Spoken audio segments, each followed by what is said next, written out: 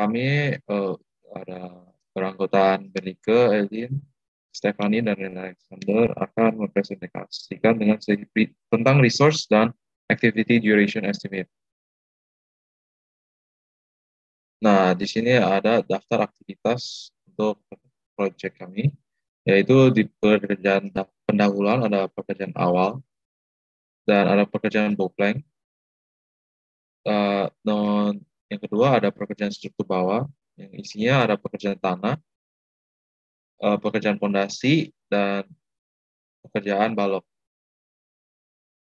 Nah, berikutnya ada pekerjaan struktur atas. Struktur atas ada berisi pekerjaan lantai dasar, pekerjaan kolom, pekerjaan tangga, pekerjaan lantai atas. Dan untuk pekerjaan struktur atap, ada pekerjaan atap, pekerjaan ring bulk, pekerjaan rangka atap, pekerjaan penutup atap, pekerjaan displang, dan pekerjaan tembok. Nah, berikutnya ada pekerjaan arsitektur, yaitu berisi pekerjaan dinding luar, pekerjaan dinding dalam, pekerjaan plafon, yaitu pekerjaan plafon lantai dasar, pekerjaan lantai atas, pekerjaan lantai, ada pekerjaan lantai di lantai dasar, pekerjaan railing balkon, dan berikutnya ada pekerjaan MEP, itu pekerjaan sanitasi, pekerjaan septic tank, pekerjaan sumur resapan, pekerjaan instalasi saluran air, lalu ada pekerjaan perlengkapan, dan untuk pekerjaan listrik ada pekerjaan instalasi listrik. Dan untuk yang terakhir ada pekerjaan finishing yang berisi pekerjaan landscape, pekerjaan taman, dan pekerjaan pembersihan, ada pekerjaan pembersihan rumah juga. Ini ada daftar untuk kebutuhan sumber daya. Nah, ini adalah alat atau equipment untuk yang digunakan pada saat melakukan pekerjaan. Ada dozer, ekskavator, dump truck, stamping roller, bow auger tanah, electric bar cutter, electric bar roller, concrete pump, vibrator concrete, mesin trowel, theodolit, water pass, gerinda, dynabolt, bor listrik. Dan untuk material yang digunakan di pekerjaan ini ada patung kayu jati, paku kayu, kayu ukuran 4x6, 8 kayu, besi polos 8 mm, 10 mm, 16 mm, dan besi ulir 10 mm, 12 mm, 13 mm, dan ada besi hollow, pipa UPVC, gypsum, kayu atap, kayu mendarat, plywood, kayu gulgu, ready mix K250, ready mix K100, papan GRC motif kayu, curing compound, cat, keramik 20x20, keramik 30x30, keramik 40x40, mortar MU 420, semen, pasir, lampu, tiang kayu, kabel listrik, kabel NYY, stop kontak, selang air, AC, 1 PK, 1,5 PK, drum air, paku abses, triplek, batu belah, batu kali, plastik terpal, genteng keramik, kitchen sink, wastafel, keran, floor drain, closet, shower box, PLN, panel MCD, bibit rumput, bibit pohon, besi kanal C, besi kanal U, harus dipasang. Dan ini adalah resources name yang kita gunakan: operator dozer, operator excavator, operator dump truck, operator stamping roller, kepala tukang, mandor, tukang gali, tukang batu, tukang besi, tukang pipa, tukang listrik, tukang kayu, tukang, arsitek, sama surveyor. Selanjutnya ada menganalisa perhitungan durasi dari aktivitas rumah 2 lantai ini. Nah, ini adalah perhitungan untuk pembersihan lahan dan perataan. Di pembersihan lahan, kami menggunakan mini ekskavator merek Komatsu. Dan ini ada spesifikasi dari mini ekskavatornya. Pertama, kapasitas bucket ini adalah 0,1 meter kubik, bucket fill factor-nya 0,9, cycle time-nya 0,3 menit, faktor efisiensi alatnya 0,83, kemudian average swing angle-nya itu 90 derajat, max depth of cut-nya 3,8 meter, dan average digging depth-nya itu 1,9 meter. Untuk mencari produktivitas alat, sebelumnya itu kita mesti cari swing depth factor-nya dulu. Nah, untuk mencari swing depth factor itu pakai rumus depth of cut sama dengan 1,9 per 3,8 dikali 100%. Sama dengan 50%. Jadi, udah ketemu depth of cut-nya, terus angle of swing-nya juga udah ada, baru dipakai tabel nih di sini. Nah, didapatkan 1,1 untuk swing depth factor-nya. Langsung dia cari ke produktivitas alat. Nah, produktivitas alat itu rumusnya P sama dengan volume bucket dikali 60 per cycle time dikali bucket fill factor dikali efisiensi dikali swing depth factor. Jadi hasilnya itu 16,434 meter kubik per jam. Ini yang bisa digali untuk per jamnya. Kemudian untuk koefisien alat untuk di analisa harga satuan itu rumusnya 1 per produktivitas sama dengan hasilnya itu 0,06085. Nah, ini bucket fill factor-nya dapat dari mana angkanya? 0,9 ini dapat dari tabel ini juga. Terus cycle time-nya juga dapat dari cycle time-nya kan 0,3. Ini dapat dari tabel juga karena dia itu tanah lempung kan. Terus excavator size-nya itu lebih kecil sama dengan 0,76 meter kubik gitu. Terus mau nyari durasi nih.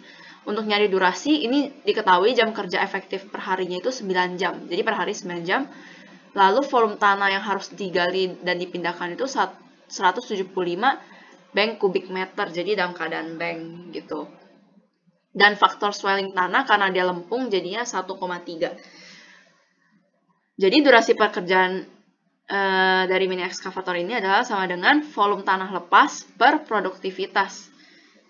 Volume tanah lepas itu rumusnya itu volume bank dikali sama faktor swelling. Per produktivitasnya 16,434, jadi dapatnya 13,84 jam untuk menggali 175 BCM tanah. Dan jika dibagi per 9 jam per hari, jadinya dapatnya 1,5 atau sama dengan 2 hari kurang lebihnya. Lanjut ke rear dump truck.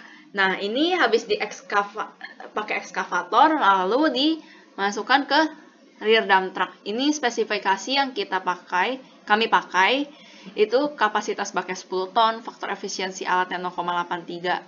Kemudian kecepatan muatan penuhnya itu 40 km per jam, kecepatan muatan kosongnya 60 km per jam, berat jenis tanahnya 2,58 ton per meter kubik, dan faktor swelling tanahnya itu 1,3 karena tanah lempung. Nah, pertama untuk sebelum nyari produktivitasnya itu kita butuh cycle time. Nah, cycle time-nya itu rumusnya dari penjumlahan T1 tambah T2 tambah T3 tambah T4. Nah, T1 itu adalah waktu muat.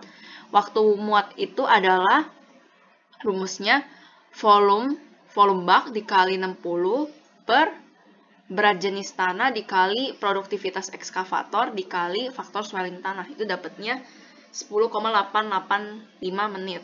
Ini waktu memuat tanahnya.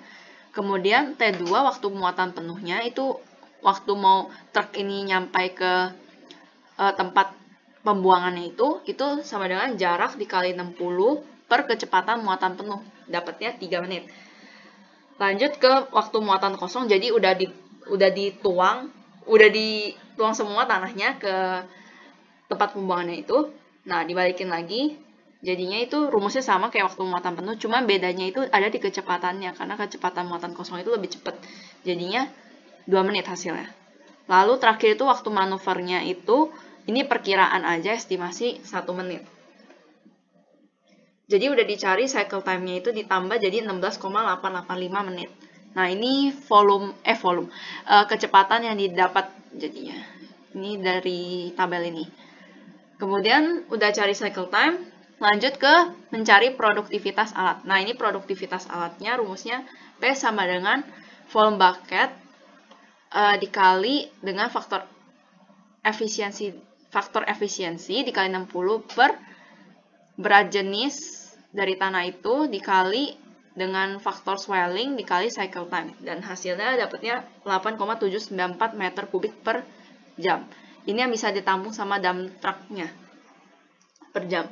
Terus untuk koefisien alat untuk harga satuan itu 1 per produktivitas dari truk ini. Jadi hasilnya 0,1137. Dan lanjut ke durasi pekerjaannya. Untuk durasi pekerjaan itu sama rumusnya kayak yang di ekskavator, yaitu sama dengan volume tanah lepas per produktivitas. Dan dapatnya hasil 25,87 jam atau sama dengan 3 hari. Jadi jika ditambah itu pekerjaan pembersihan dan perataan itu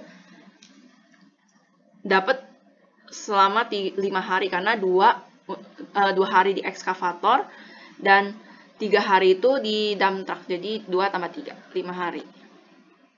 Kemudian lanjut ke pekerjaan galian. Pekerjaan galian ini dari AHSP 2016, sebenarnya belum update banget karena nggak dapet. Nah, ini dari AHSP 2016, ini untuk menggali tanah biasa sedalam 3 meter. Ambilan. Nah, terus untuk menghitung pekerjaan galian, ini pekerjaan galian pondasi contohnya. Untuk menghitungnya itu pertama volume galian pondasi itu sendiri totalnya ada 77,955 meter kubik. Untuk mencari perhitungannya itu sama dengan 1/1,050 sama dengan 0,95. Nah, 1,050 itu dari koefisiensi pekerjanya, ini ada di sini. Jadi ini volume yang dapat digali 1 hari per orang. Jadi durasi yang didapat itu rumusnya itu sama dengan total volume per 0,95 kali N pekerja. Gitu. Jadi total volumenya tadi kan 77,955 per 0,95 itu dari koefisiennya itu. Dari volume yang dapat digali 1 hari per orang dikali pekerja yang lagi kerja pada saat itu masukin 10. Jadi dapat 8,2 itu kalau dibulatkan jadi 9 hari. Jadi pekerjaan galian pondasi ini dapat selesai dalam waktu 9 hari. Untuk galian septic tank, jadi volume yang dibutuhkan untuk menggali untuk septic tank itu adalah 3,166 meter kubik. Nah, ini rumusnya sama kayak galian pondasi. Ini volume yang dapat digali 1 hari per orang. Kemudian durasinya juga rumusnya sama.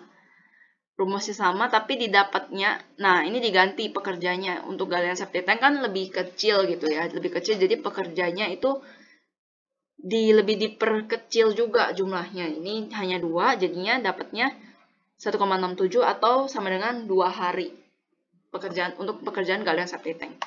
Terus pekerjaan galian sumur resapan ini dibarengin sama pekerjaan galian septic tank ini. Jadi untuk volume yang dibutuhkan itu ada 3,5 meter kubik.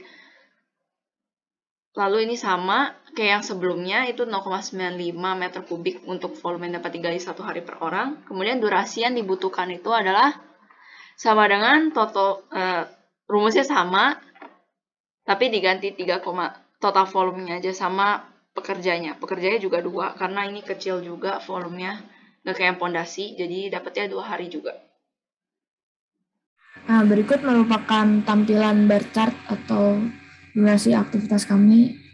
Ini untuk yang pertama pekerjaan pendahuluan, ada 1 hari di pembersihan lahan, 1 hari di perataan lahan, kemudian pengukuran area juga 1 hari, pemasangan dopleng 1 hari, pemasangan listrik sementara 1 hari, penyediaan air sementara 1 hari, pemasangan kontainer 1 hari yang akan dilaksanakan mulai dari tanggal 1 hingga tanggal 8 Oktober yang tanggal 3 itu merupakan dianggap sebagai hari tidak bekerja atau hari Minggu.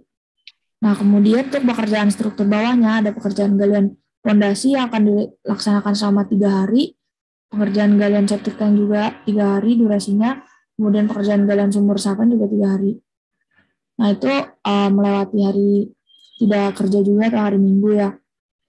Kemudian pembersihan strauspal itu 2 hari, dan pekerjaan beton strauspal itu 1 hari. Kemudian sampai menunggu beton kering akan dilanjutkan dengan pembersihan pile cap dengan durasi 2 hari dan backcasting pile cap dengan durasi 2 hari. Kemudian akan melakukan pengecoran pile cap selama 1 hari. Kemudian dilanjutkan dengan pekerjaan urokan pasir selama 2 hari. Kerjaan unstamping atau pasangan batu kosong itu 2 hari. Kerjaan beton pondasi itu 3 hari. Kemudian untuk pembersihan slough 2 hari, dan pekerjaan backcasting slough selama 2 hari juga. Terus yang terakhir pengecoran slough selama 1 hari. Nah, kita berlanjut ke struktur atas. Yang pertama ada pembersihan pelat. Pembersihan pelat kita itu 2 hari, kemudian pemasangan bekisting pelat itu 2 hari juga, lalu beton pelat itu 2 hari. Dilanjutkan dengan pembersihan kolom, yaitu 2 hari, kemudian dilanjutkan dengan bekisting kolom 2 hari juga, lalu pengecoran kolom itu 1 hari. Untuk pekerjaan tangga masing-masing 1 hari, mulai dari pembersihan 1 hari, pemasangan bekisting 1 hari, dan pengecoran tangga juga 1 hari. Lalu setelah tangga dilanjutkan lagi dengan pekerjaan pembersihan balok. Pekerjaan balok pembersihannya memakan durasi sebanyak 2 hari, pemasangan bekisting selama 2 hari juga, dan pengecoran selama 1 hari. Kemudian untuk pekerjaan kolom, aktivitas pekerjaan kolom, pekerjaan pembersihan kolom itu 2 hari juga, dan untuk bekistingnya 2 hari, dan pengecorannya 1 hari. Untuk yang terakhir, di struktur atas itu ada pelat. Pembersihan pelatnya itu 2 hari, bekisting pelat itu 2 hari, dan pengecoran pelat itu 1 hari. Ini tanggal pelaksanaannya bersamaan dengan kolom ya. Kemudian dilanjut untuk pekerjaan struktur atap. Nah, yang pertama itu pembersihan ring bulk, dan ada pemasangan bekisting ring bulk juga untuk struktur atap. Kemudian diakhiri dengan pengecoran ring bulk. Ini durasinya sebanyak 2 hari untuk pembersihan, 2 hari pemasangan bekisting, dan 1 hari untuk pekerjaan beton ring bulk. Kemudian aktivitas balok tembok, pekerjaan balok tembok itu dan pekerjaan boarding dilaksanakan sama, yaitu 3 hari dan 3 hari. Dan dilanjutkan lagi dengan pekerjaan untuk usuk atau kasau dan reng. Ini juga sama 3 hari. Usuk dan kasau itu 3 hari, reng 3 hari. Kemudian dilanjutkan dengan pekerjaan kuda-kuda dan pengapitnya atau pekerja itu 3 hari. Kemudian jurai luar juga 3 hari.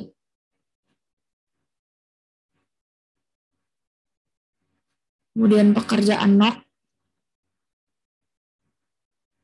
Pekerjaan nok itu 1 hari. Lalu pekerjaan papan reuter dan genteng serta bubungan. Papan reuter ini selama 1 hari, genteng serta bubungan sama-sama 3 hari. Kemudian untuk pemotongan dan pemasangan lisplang, pekerjaan pembesian dan pekerjaan beton. Nah, ini pekerjaan lisplangnya itu 1 hari, pembesian 2 hari, dan beton 1 hari. Itu semua untuk pekerjaan durasi, bar chart durasi pekerjaan atap. Bar chart untuk pekerjaan arsitektur, untuk pekerjaan dinding luar dan plesteran dan acian dan pengecatan dikerjakan selama 14 hari, dan ada untuk bagian pengecatan ada 3 hari. Dan plesteran acian 2 hari, dan acian 3 hari, pengecatan 2 hari. Lalu ada pemasangan plesteran dan acian untuk dinding dalam. Dipasangannya ada 14 hari, plesteran acian 2 hari, plesteran 3 hari, dan pengecatan 2 hari. Ada pekerjaan rangka untuk plafon lantai dasar, yaitu ada pemasangan dan pengecatan untuk plafon masing-masing. Untuk pemasangan 2 hari, pengecatan 2 hari juga, dan terakhir pengecatan 1 hari.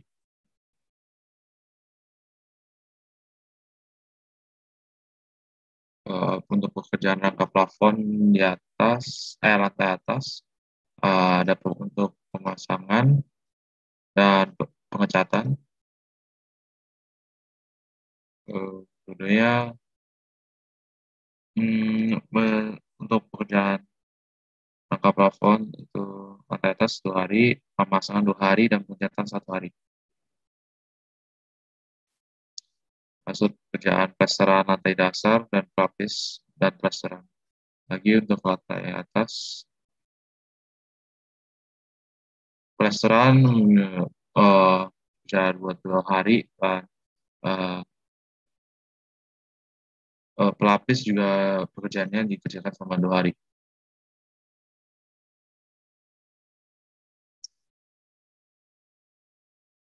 Dan ada pemasangan railing tangga dan railing balkon.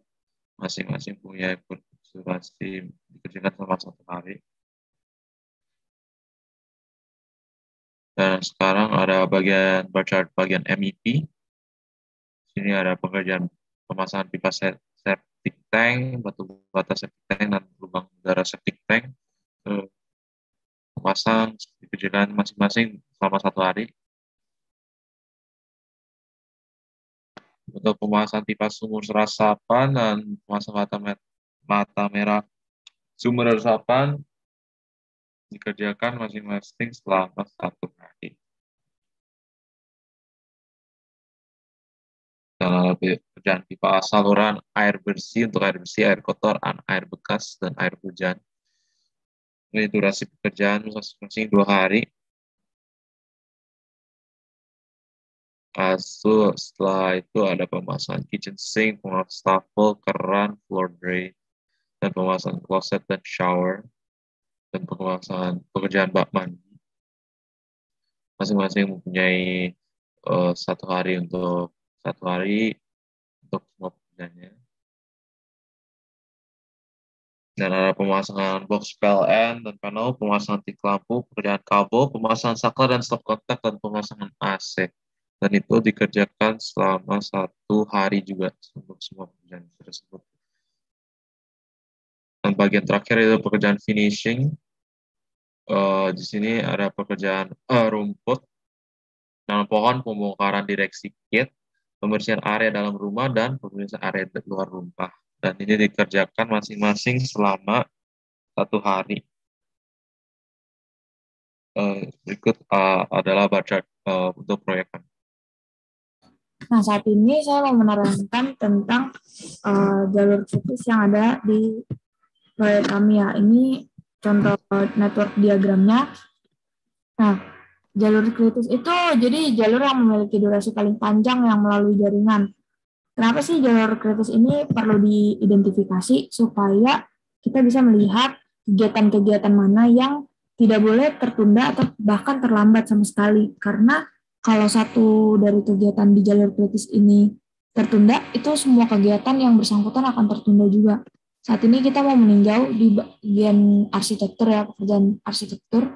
Karena di proyek kami jalur kritisnya dimulai dari pekerjaan ini, yaitu ada pekerjaan plafon lantai atas, kemudian ada pekerjaan lantai, lalu juga ada pekerjaan rangka plafon, pekerjaan lantai di lantai dasar, ada pekerjaan lantai di lantai atas, kemudian pekerjaan railing tangga, pekerjaan pemasangan plafon, railing balkon, dan juga pekerjaan plesteran, dan plesteran lantai, pemasangan railing tangga dan balkon ya. Kemudian ada pekerjaan pengecatan untuk plafon dan pekerjaan pelapis lantai dan pekerjaan pelapis lantai atas. Nah, kemudian untuk berikutnya itu ada pekerjaan MEP, pekerjaan sanitasi yang berkaitan juga dengan pekerjaan septic tank dan pekerjaan pemasangan pipa, kemudian pekerjaan pemasangan batu batanya dan pekerjaan lubang udaranya. Kemudian ada pekerjaan sanitasi saluran air juga, ada pekerjaan pipa saluran air bersih, pipa saluran air kotor, pipa saluran air bekas, dan pipa saluran air hujan. Nah, kemudian ada pekerjaan listrik. Pekerjaan listrik ini di pekerjaan instalasi listrik Yang masuk jalur kritis itu pemasangan box PLN dan panel, pemasangan titik lampu, kerjaan kabel, pemasangan saklar dan stop kontak, pemasangan AC. Kemudian yang terakhir untuk pekerjaan finishing ada pekerjaan lanskap, pekerjaan taman, penanaman rumput, penanaman pohon.